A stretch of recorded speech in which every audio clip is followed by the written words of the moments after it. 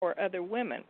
I think that I was really thrilled when I discovered that she was kind of a political radical, that she contributed money to the NAACP's anti-lynching fund. So in response to riots in East St. Louis in 1917, she helped organize what was called the Silent Protest Parade, when almost 10,000 African Americans marched up Fifth Avenue in New York.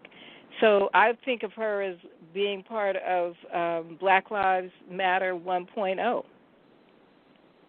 So she was actually doing this stuff way back before it was even a thought in some of our young activists' mind. And I think that sometimes that's one of the things that our young activists don't realize is that there is a lot of people that were laying the groundwork for them even before Martin Luther King and Malcolm X. So, of course, a lot of them are able to identify with that generation. It was in the 60s and the 50s and to some degree those that continue living into the 70s. And they're, of course, they're able to identify with Reverend Barber and some of this new energy that's out there. But I do think that sometimes we forget the people like your descendant as well as A. Philip Randolph and others. They were also involved in a lot of the struggle and were fighting against things like the lynchings that were taking place in the South and finding ways to get in, even if they were in the Northeast. Well, you're so right, and I think that, unfortunately, most of our history books do not teach this tradition of resistance that is so much woven into who we are as a people. I know that when I was in high school a long time ago, that the only time in my history book in high school that black people were mentioned was to say that we were slaves, not enslaved, as we like to say, now to identify enslaved people, but slaves, and that there were no accomplishments, there was no resistance. In fact, that history book said we were better off not being free because we were taken care of. So you know where that was coming from. But what I, of course, am fortunate to have learned, and what we now know, of course, is that there was a great deal of resistance, and we've always had that. I think one of the challenging things for me and for a younger generation is why, if we have fought these battles before, why are we still fighting them? And I think it is just very much a part of the DNA of America that whenever we make progress, there is a backlash. And you see it generation after generation after generation. Now, that doesn't make me happy, but it does let me know that we must always fight. Yeah, we definitely have to continue that fight and continue on an ongoing basis. And another thing that I found very interesting about some of your work and everything is that you're a past chairman of the National Archives Foundation, and I know for a fact that is something that we also don't do enough of. Because, like, right here in Durham, this is, like, considered one of the Black Wall Street areas, along with, like, Tulsa, along with other parts of our country that were part of, they were parts of the Renaissance, the Harlem Renaissance, because that's when they were developing around that same time as the Harlem Renaissance, these kind of communities that were African-American based and that had a strong, rich history. But one of the things that I've been afraid of is that a lot of times we don't even archive enough of our own people. Like, I had a dear friend of mine, Garland Thompson Sr., who passed, I guess it was about maybe a year and a half, 2 years ago. But he was involved with the Frank Devere Writers Workshop. He did a lot of stuff with the National Black Theater Festival. He did a lot of work in black theater, and he did a lot of work in just being on TV and things of that nature. Like, he was even one of the original black members of the original Star Trek, along with the lady that played Uhura. But he's had a role that I think might have lasted 2 or 3 times. But even his family now is trying to find ways to archive all of this information that he provided. I mean, while he was living, he had tons of developing plays that he was helping to work on that then became plays on Broadway or off Broadway. I mean, like, I think Fences might have been one of his early plays that he was involved in some of the creation of.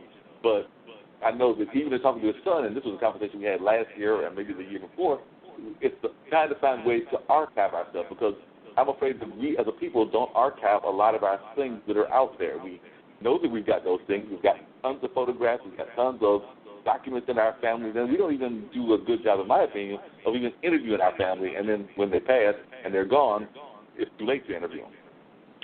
I tell you, if we don't accomplish anything else in our conversation tonight, it is I would love to inspire people to do exactly what you're talking about. And I am really fortunate that my grandfather, who was born in 1892, was my family griot, and that was, I began to interview him in the, I would say, early 1970s.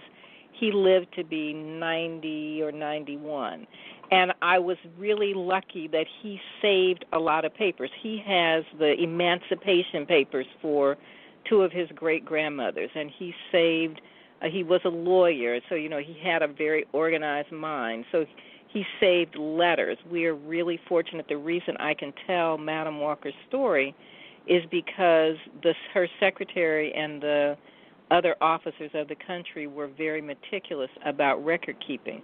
It is really unusual for a black business to be able to document its work, but we miss these stories, and we don't know what Grandma and Grandpa and Great-Grandma and Great-Grandpa did, but I would really encourage people, there are things that people can do. The very first thing is at a family reunion, Sunday dinner, involve the young people, and now you can take out your phone and do a recording of your grandmother, or they start with the oldest living relative in your family, and just don't try to do everything at one time. Have a brief conversation and see what they were willing to talk about in a comfortable place. Sometimes people won't tell you everything they know the first time. In fact, it may take 5 years to get some of those family secrets out. But that's one thing, is to record those family members. The other thing is that here's how I organize my material. Years ago, when I was first starting to do this research, Alex Haley was very interested, and people will know Alex Haley, who wrote Roots and who did the Roots miniseries. He was very interested in telling Madam Walker's story. He never wrote anything, but I think he came into my life as to spur me on to do it myself. But he gave me a couple of really key hints that have helped me for the 40 years that I've actually been doing this research. And he said, buy a milk crate. You can buy it at the Office Depot or, at one of the office supply stores. Buy some hanging folders, buy some manila folders, and make a folder for every year of that oldest relative's life. So I start in 1867 with Madam Walker. She died in 1919. I now have a room full of files. And you also save photographs, scan photographs, get the older people in the family to identify who's on the photograph, write it in pencil on the back or on a separate piece of paper. But those are just three things. We must keep our family stories, because when that older person dies, that's an encyclopedia that goes away. Pay attention to what Grandma has to say. Oh, yeah, we definitely have to pay attention to what our grandmas have to say, because oftentimes they are inspirations to us as what they have done. Because one of the things that I've talked about on this show here is why my grandmother on my dad's side, but actually both grandparents were inspirations, but particularly on my mother's side, my dad's side, because when there was no black library in Raleigh, North Carolina, she actually beat the pavement to go collect money around Raleigh to help build that library. So Richard B. Harrison actually has like a Molly Houston Lee collection, and they've done several things to honor her presence, because, like I said, there was no library. She had actually gone. She was actually one of the few that went to your university. She was an actual Columbia University African-American student in that century, which, there was not a lot of us going to schools like Columbia. So she was in Columbia, and that was where she got, if I remember correctly, it was either her bachelor's or her master's, but she definitely got one of her degrees from Columbia, which I know you have an affiliation with as well. Well, and what you're saying is just another thing that I say to people. It's true that Madam C.J. Walker is a famous person, but every family has a hero, a heroine, just like your grandmother that you're describing. And those stories are as important as someone who becomes, nationally famous. The people who are the fabric of the community, who really make a difference, those stories need to be told. And those stories now, many local historical societies are collecting their papers, and sometimes we think, they're not interested in our stories. But in fact, historical societies used to be basically wealthy white men, that's whose papers they collected. They now want to tell a complete story of a community. So, and when I do the National Archives, there are people who said to me, there's nothing about us in the National Archives. But that is so not true. all the census records are there. The Freedmen's Bureau papers are there. Military records. Everybody's, grandfather, great-grandfather, father who was in the military, their records are there. So our story is very much embedded in the National Archives. Yeah, I can definitely see that. Now, I was just curious, what do you think, because when we think of industries in our community, of course, industries that are still very prevalent and there's still a lot of, in terms of where our wealth comes from, the hair care industry is still one of those industries. I mean, like if we think about our community, we still think of the hair care industry. We still think of course, even though, none of us are in a rush to get there in terms of deal with that service, we still think about funeral homes. We still think about barbershops, male barbershops, and of course there are certain other businesses as well. So Madam C.J. Walker would think about the hair care industry now, because even though that's one of our top grossing fields, I know that we're also letting a lot of our care products go to other people. Like I'm thinking about the Asians and some of the other communities that are even based in our community. So I was wondering, if Madam C.J. Walker was living now, what do you think she would think about the direction the hair care industry has gone in? Well, I think since she started her company in 1906, the hair care industry has been disrupted 3 or 4 times. And, when we talk about disruption, we think about media and television and internet changing the way that we don't buy it. People don't read print newspapers as much anymore. That business model changed. And I think in the history of the hair care industry, when Madam Walker and some of the other early black pioneers started out, most white companies weren't interested in anything about our hair, though they did try to sell to us because they thought they could make money, but they didn't care about us. But Madam Walker addressed the, caring about black women and empowering black women, and not just creating hair care products, but creating jobs for them and allowing them to become economically independent. And then you move forward and into the late 1950s and early 1960s, and the chemical hair straighteners disrupted what Madam Walker was doing. Even though she did not invent the hot comb, she did use the hot comb. So the old press and curl was the way people did hair for decades. Then the chemical straighteners came in.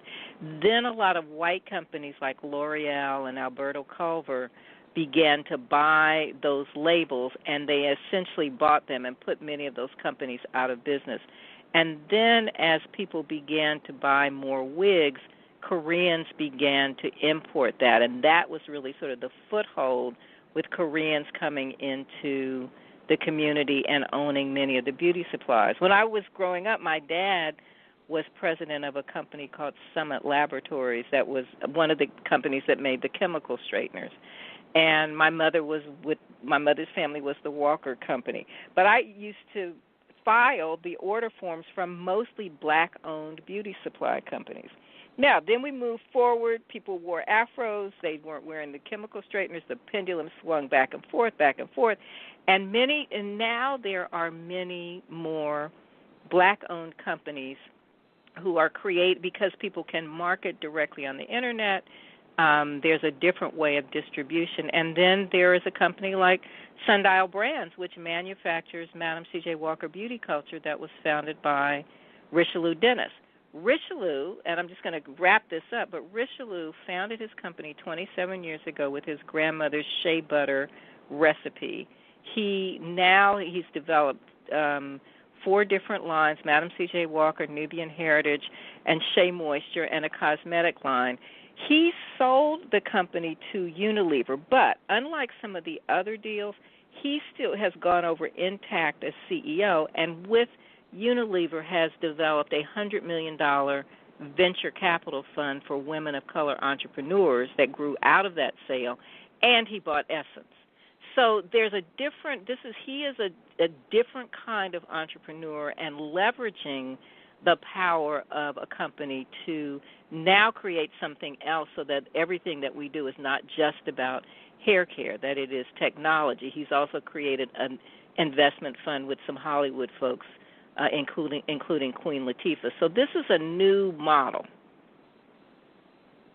Yeah, it's definitely a new model that we haven't heard from before. And it sounds like one of the things that I'm hearing you say which is a complaint that a lot of people try to give our community people, is that there are a lot of our folks in leadership, in sports and athletics, that are maybe doing more than we actually are giving them credit for. Because I know you just mentioned LeBron being involved in the film that you're going to be working on, the miniseries and everything with Netflix, and then you mentioned Queen Latifah. So I know one of the complaints that people have, particularly our young leaders, is that they don't hear enough of our